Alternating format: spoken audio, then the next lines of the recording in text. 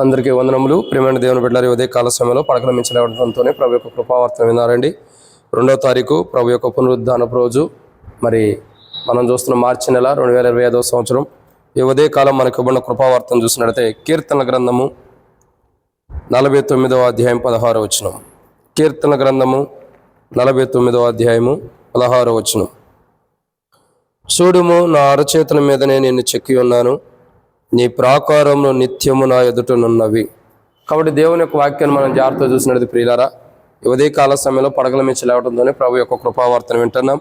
ఇక్కడ రాయబడినటువంటి ఒక మాట ఏంటంటే, చూడుము, నా అరచేతుల మీదనే నిన్ను చెక్కి ఉన్నాను, నీ ప్రాకారం నిత్యము నా ఎదుట ఉన్నవి. కాబట్టి దేవుని యొక్క వాక్యాన్ని చూడగా మన ప్రాకారంలన్నీ కూడా దేవుని ఎదుట ఉన్నాయని దేవుడు మాట్లాడుతూ వస్తున్నాడు. ఆయన అరచేతుల మీద మనం చెక్కున్నటువంటి విధానాన్ని మనం చూస్తున్నాం. అది ఈరోజు మనం చూసేటటువంటి మాట ఏంటంటే ప్రియులారా, ఆయన అరచేతుల మీద మనం ఎందుకు చెప్పుకున్నాడు అంటే, ఆయన తన అరచేతుల మీద మనం చెక్కుకోవటానికి గల కారణములు ఏంటంటే బైబిల్లో కొన్ని విషయాలు ఉన్నాయి. వాటిని మనం ధ్యానించాలి. రండి, దాంట్లో మొదటి మాటను చూద్దాం ధ్యానించడం కొరకై. నిర్గమాకాండము 15వ అధ్యాయం. నిర్గమాకాండం 15వ అధ్యాయం 18వ వచనం. నీ చేతులు స్థాపించిన పరిశుద్ధాలయమందు నీవు నిలబెట్టెదవు, యెహోవా నిరంతరము ఏలు వాడు. కాబట్టి ఇక్కడ మొదటి మాటను చూసినట్టు ప్రియులారా, ఇక్కడ మనం చూసినట్టు దేవుని యొక్క వాక్యం చూసినట్లయితే కీర్తనలుగా నిర్గమాకాండము 15వ అధ్యాయం 18వ వచనంలో ఒక మాట చూసినట్లయితే ఇక్కడ ఒక మాట రాయబడుతూ వచ్చింది. ఏంటనంటే, ఆయన చేతుల మీద మనం చెప్పుకోవటానికి గల ఒక కారణం ఏంటంటే, ఆయన చేతులు పరిశుద్ధ స్థలమును ఏం చేసినాయండి, ఆయన చేతులు, నీ చేతులు స్థాపించిన పరిశుద్ధ స్థలము. కాబట్టి ఆయన చేతులు ఏం చేస్తున్నాయంటే పరిశుద్ధ స్థలము మందు, అంటే పరిశుద్ధ స్థలంను నిలవబెట్టిన విధానం కానీ పరిశుద్ధ స్థలంను కట్టినటువంటి అనుభవాన్ని కానీ మనం చూస్తూ వస్తున్నాం.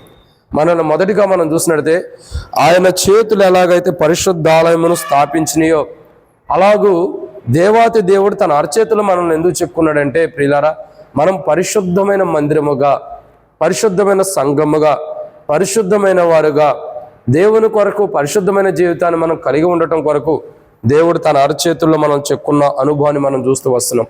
కాబట్టి ప్రియమైన దేవుని బిడ్డలారా, ఉదయ కాల సమయంలో పడకలు మించలాడుతుందని ప్రభు యొక్క కృపావర్తన ఉంటున్న మన జీవితాల్లో ఆయన తన అరచేతుల్లో మనం చెప్పుకోవడానికి గల మొదటి కారణం ఏంటంటే, ఆయన పరిశుద్ధాలయముగా, అంటే పరిశుద్ధమైన వారిగా, ప్రభు రక్తం ద్వారా కడగబడి ఆయన పరిశుద్ధ ఆలయముగా మనం ఆత్మీయ ఆలయంగా అవటం కొరకై ప్రభు యేసుక్రీస్తు ప్రభు యొక్క రక్తం ద్వారా దేవుడు మనల్ని కడిగి ఏం చేస్తున్నాడు, ఒక మందిరముగా చేస్తున్నాడు.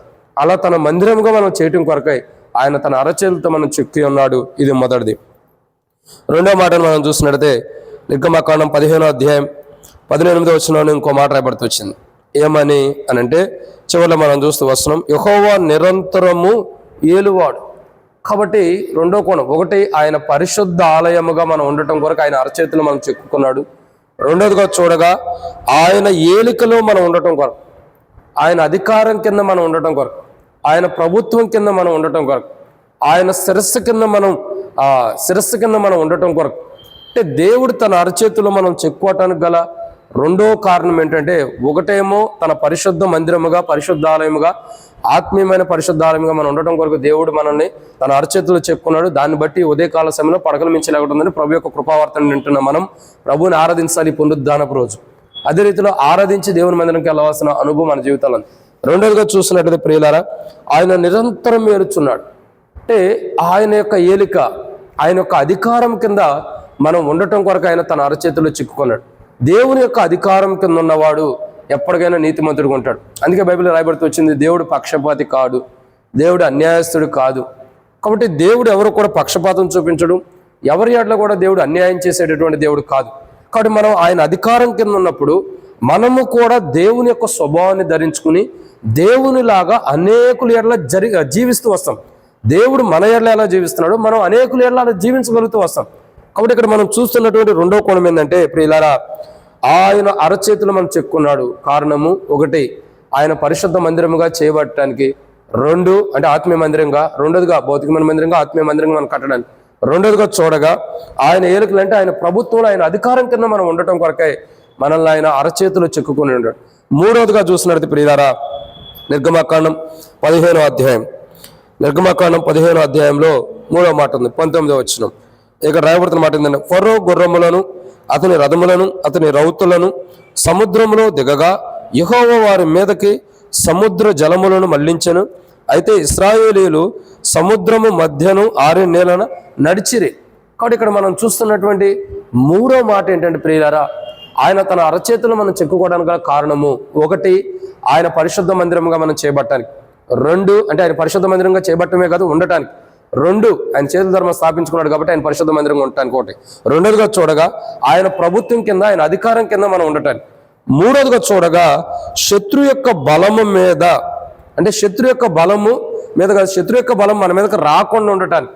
అంటే ఏ శత్రువు అయితే మరి ఆకాశం నుండి దేవుని యొక్క సన్నిధి నుంచి పడివేయబడ్డాడో ఆ శత్రువు యొక్క బలము మన మీదకి రాకుండా ఉండటం కొరకు, శత్రు యొక్క బలం మనల్ని వెంటాడుకోకుండా, ఏ శత్రు బలం కూడా మన మీద ఉండుకోకుండా, అంటే మన మీద శత్రువు ఎప్పుడు కూడా ఒక రకంగా చెప్పాలంటే బలమైన వాడుగా ఉండకోకుండా ఉండటం కొరకు, అంటే ఎప్పటికప్పుడు మన శత్రువు కంటే బలమైన వారుగా, శత్రువుని ఎదిరించే బలం, శత్రువుని జయించే బలం, శత్రువుని సమూల నాశనం చేసే బలం మనం కలిగి ఉండటం కొరకు, శత్రువు పైన శత్రువు యొక్క బలాన్నంతటిని కూలద్రోసి మనకి శత్రువు పైన జయించే బలాన్ని ఇవ్వటం కొరకు దేవుడు తన అరచేతుల్లో మనం చెక్కి ఉన్నాడు. ఇది 3వ మాట. 4వదిగా మనం చూసినట్లయితే నిర్గమాకాండం 15:19 నిర్గమాకాండము 15:19 ఫరో గుర్రములు అతని రథములు అతని రౌతులను సముద్రములో దిగగా యెహోవా వారి మీదకి సముద్ర జలములను మళ్లించెను. అయితే ఇశ్రాయేలీయులు సముద్రము మధ్యను 6 నెలల మీద నడిచిరి. 6 నెలల మీద నడిచిరి. ఇక 4వ మాటను మనం చూసినట్లయితే నిర్గమాకాండం 15:19 ప్రకారం శత్రు క్రియలు, ఒక రకంగా చెప్పాలంటే ఈ యొక్క వాక్య భాగాన్ని మనం మర్మంగా అర్థం చేసుకున్నట్లయితే శత్రు క్రియలు అంటే శత్రు క్రియలు మన జీవితంలో జరగకోకుండా ఉండటానికి దేవుడు తన అరచేతుల్లో మనం చెక్కి ఉన్నాడు. మనల్ని చెక్కుకున్నాడు దేవుడు. మనల్ని తన అరచేతులు చెక్కుకోవడానికి గల కారణం ఏంటంటే, చూడుము నీవు నా అరచేతులు చెక్కి ఉన్నావు, క్షమించండి, చూడుము నేను నా అరచేతులు చెక్కి ఉన్నానా అంటున్నాడు. అంటే మనల్ని ఆయన అరచేతులు ఆయన చెక్కుకోవడానికి గల 3వ కారణం ఏంటంటే ప్రియులారా, మొదటిగా ఆయన పరిశుద్ధ మందిరంగా మనం ఉండటం కొరకు ఆయన చెక్కున్నాడు. 2 ఆయన ప్రభుత్వం కింద మనం ఉండటానికి, ఆయన అధికారం కింద, ఆయన శిరస్సు కింద ఉండటానికి, ఆయన కంటే హెచ్చించుకోవడానికి కాదు. 3 ఆయన శత్రువు యొక్క బలం పైన మనకు అధికారం ఇచ్చి శత్రువు బలం కంటే మనం బలవంతులుగా చేయడానికి, అంటే శత్రువును ఓడించడానికి. 4వదిగా చూడగా, ఈ మాట యేసు ప్రభు యొక్క జీవితం, యేసు ప్రభు వారి యొక్క జీవితం నెరవేర్చబడింది. 4వదిగా చూడగా శత్రు క్రియలు మన జీవితంలో జరగకుండా ఉంటున్నాయి. అంటే శత్రువు ఎన్ని క్రియలు అయితే మన జీవితంలో చేయడానికి వస్తాడో చూడండి. ఆదాము దగ్గర ఎన్ని క్రియలు చేయాల, ఎన్నో క్రియలు శత్రువు వారి జీవితంలో, మనుషుల యొక్క జీవితాల్లో జరిగించి మానవుల్ని ఎంతో పాపంలో పడివేసేవాడుగా ఉన్నాడు.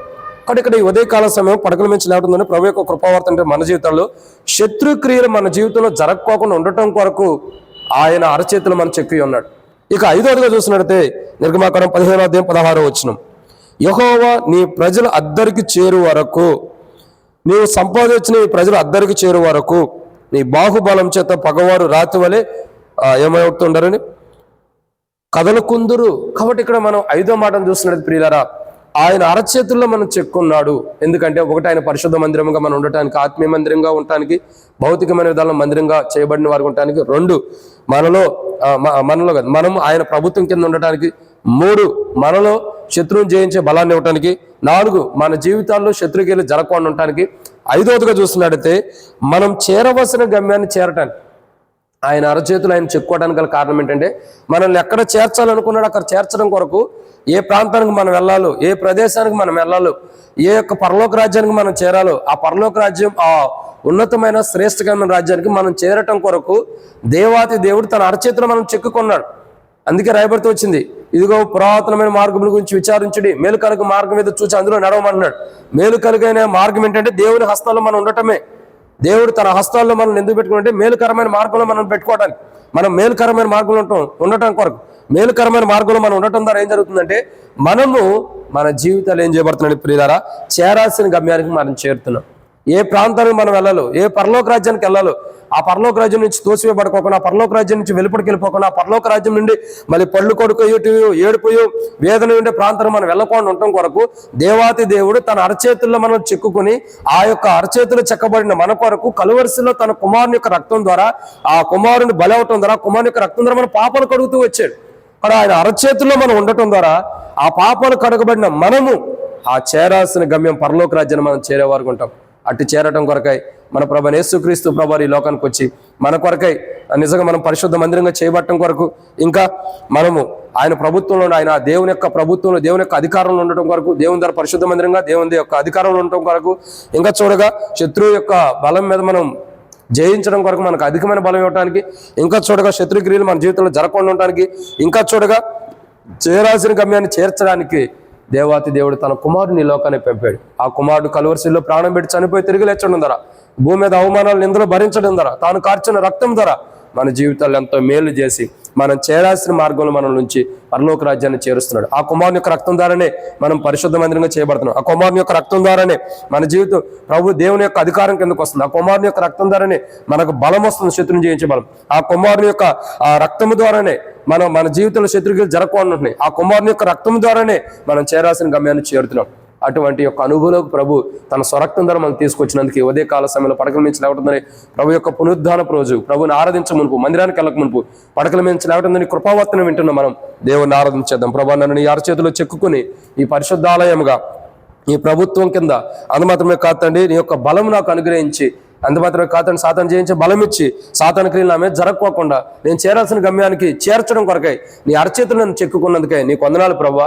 ఈ 5 అంతల అనుభవ జీవితం నేను ప్రతిదినం కలిగి నువ్వు నన్ను ఇట్లా నడిపించినట్టు నేను ప్రభు ఇచ్చిన 5 అంతల అనుభవ జీవితాన్ని కాపాడుకోవటానికి సాయం చేయమని ప్రభు యేసుక్రీస్తు ప్రార్థిస్తున్నాను తండ్రి అని ప్రార్థన చేద్దాం. అప్పుడు దేవుడు తన కృపలో మన ప్రార్థన విని మనల్ని నడిపిస్తాడు. ప్రార్థన. పరిశుద్ధుడైన తండ్రి, ప్రేమ కలిగిన దేవా, మీకు స్తోత్రములు. ఎత్తబడినటువంటి వాక్యములకు నీరు కట్టి ఫలింపచేయండి. మా జీవితాల్లో మేలులు దయచేయండి. మీ యొక్క స్వరక్తం ద్వారా మా జీవితాలు మార్చి పరిశుద్ధ సంఘముగాను, పరిశుద్ధమైనటువంటి ప్రజలుగాను, పరిశుద్ధ మందిరముగాను చేస్తూ వచ్చారు. దేవుని యొక్క అధికారం ప్రభుత్వం కింద, అధికారం ప్రభుత్వం కింద ఉంచుతున్నారు. అందుమాత్రం కాదండి, మా జీవితాల్లో ప్రభా సాతాను బలం పైన విజయాన్ని పొందే బలాన్ని ఇస్తున్నారు. సాతాను క్రియలు మా మీద జరగకుండా కాపాడుతున్నారు. చేరాల్సిన గమ్యాన్ని చేరుస్తున్నారు. వీటన్నిటిని బట్టి మీకు వందనాలు చెల్లిస్తూ, మీ కృపలో వీటన్నిటి మేము పొందుకునేవారుగా సిద్ధపరచమని మీ అరచేతులు మమ్మల్ని చెక్కుందే వీటన్నిటిపైన విజయాన్ని పొందడానికి, అట్టి విజయాన్ని మీరు మాకు అనుగ్రహించినందుకు వందనాలు చెల్లిస్తే ముందు తోడుకోమని ప్రభువైన యేసుక్రీస్తు నామం పేరిట విశ్వాసంతో స్తుతించి ప్రార్థించడుకుంటున్నాం తండ్రి. ఆమేన్. ప్రియమైన దేవుని బిడ్డలందరికీ ప్రభువైన యేసుక్రీస్తు నామం పేరిట శుభాభివందనములు. Praise the lord.